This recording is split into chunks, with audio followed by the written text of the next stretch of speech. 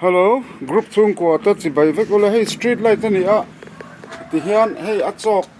vel khanga tamia lo a chok le tube kha ti hian hey ti hian tha em mai ni ti hian kan kil beta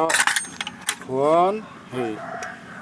hey hi pakhat a lo cha huna po hey hi la eng don ni rol chon a thi kher don lo wa hela hi a hrui hi hela street light line a va connect na kha ni hi da tha chi copper hrui tha in kha mang ta he hian ko partei chu ti hianin ke ma hen then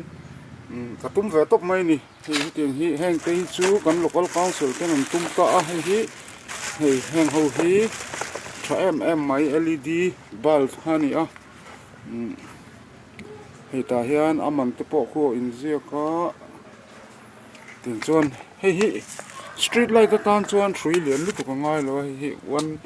1.5 vel so ni atiang 3 lian pui khangai lo karena he lo chuan heng te hi repair le zel tur ani a ti hian hei heta hen hi a chok a ma khutani man khuni a he mi chok a hi lo che thana boi thak thin a thak vel kha boi thak a tin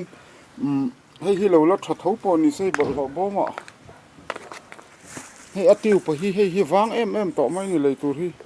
hi leitur wang to em a hei line dum khavek tani chwe du ang se hetiang hi leitur van ba ka man te lo to ve a teng khan a tha jok tur le a tlo tur te ngai to khanga ya chuteng chuanin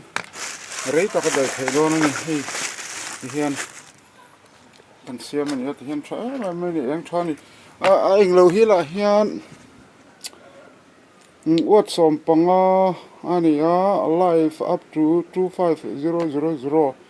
darka sang hi le zanga eng thei tur a live hi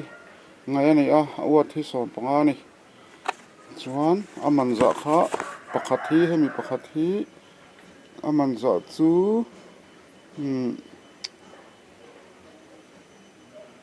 cheng zathum som ni ani la hen in zeka le kha toite video clip